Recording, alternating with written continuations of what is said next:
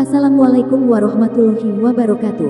Allahumma sholli ala Sayyidina Muhammad wa ala ali Sayyidina Muhammad. Pemirsa yang dirahmati Allah, marilah kita simak ceramah dari Buya Arozi Hashim dengan tema Siapa yang membunuh Dajjal. Sebelumnya marilah kita perbanyak sholawat minimal 1000 kali sehari, agar hidup kita penuh barokah dan mendapatkan syafaat kelak. Jangan lupa berikan dukungan kepada channel kami, dengan memberikan super thanks seikhlasnya. Selamat menyaksikan. Bismillahirrahmanirrahim. La yadurru ma'asmihi syai'un fil ardi wala fis samaa'i was-sami'ul 'alim. Amma ba'du, sahabat-sahabat yang dimuliakan Allah, sahabat bumi dimanapun berada, ada pertanyaan mengenai kenapa nanti di akhir zaman hadis-hadis Nabi hanya menyebutkan bahwa yang membunuh Al-Masih Dajjal adalah Isa alaihissalam. Kenapa bukan Al-Mahdi? Pertanyaan ini pintar dan cerdas dan juga termasuk kritis. Lalu apa jawabannya? Yang pasti jawaban eksplisit tidak ada dalam Al-Quran dan Sunnah, tetapi jawaban implisitnya sangat banyak bagi orang yang ulil absar wal nuha, yang mempunyai mata batin, yang mempunyai ketajaman berpikir. Apabila kita melihat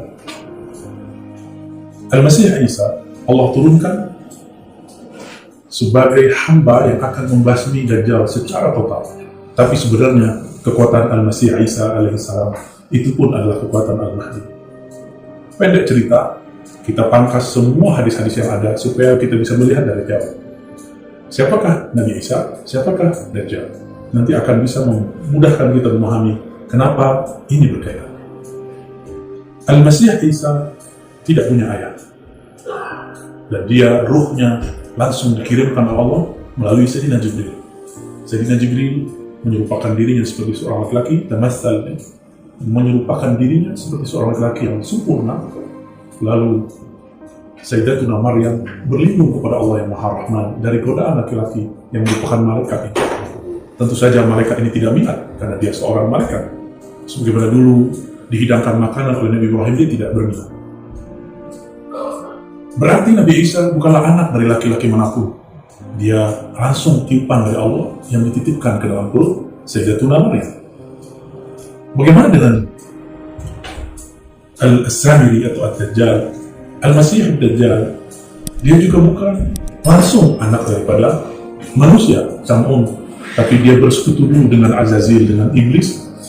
Dia melakukan hubungan suami istri di kuil berhala berdasarkan perintah dari iblis yang menyamar jadi dukun. Di saat itulah yang menitis ke dalam badan ibunya adalah anak daripada Azazil. Maka dua nasib orang ini secara asal-usul ontologisnya sangat mirip, sangat, ya boleh kita sebut kembar. Ya. Itu dari satu sisi. Di sisi lain, ketika Sayyidina Isa turun, Sayyidina Al-Mahdi mempersilahkan untuk menjadi imam. Apa kata Sayyidina Isa alaihissalam? Silakan engkau yang memimpinkan sholat. Berarti Sayyidina Al-Mahdi, beliau tetap memimpin orang-orang yang dulu jadi nabi. Ketika diturunkan kembali, ternyata pangkat kenabiannya tidak berlaku untuk umat ini. Pangkat kenabian dan kerasulannya hanya berlaku untuk umat terdahulu. Sedangkan di zaman ini, jika ada nabi-nabi diturunkan, Nabi Muhammad mengatakan, "La nabi yang kembali." Tiada nabi lagi setelahku. Nabi-nabi itu, walaupun dia seorang nabi, tapi jabatan dan pangkat kenabian kerasulannya itu mengikuti kewalian seorang umat dari umat Nabi Muhammad SAW. Itu Al-Mahdi.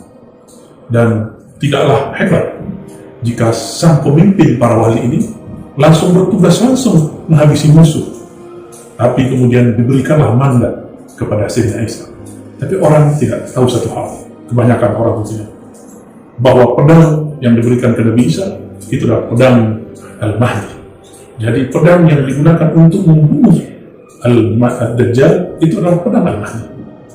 Dan ada lagi yang rahasia, bahwa Al-Mahdi sebenarnya sudah menitipkan orang-orangnya pada barisan Dajjal, sebagaimana Dajjal menitipkan orang-orangnya pada barisan Al-Mahdi. Siapakah mereka? Itulah rahasianya.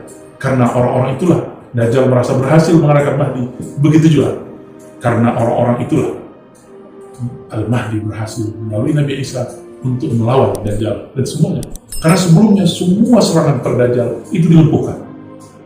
Sahabat-sahabat dimuliakan Allah, ini rumit memang karena dia tidak tertulis secara jelas, wadih, dia hanya ada dibaca secara teliti, dipelajari secara mendalam.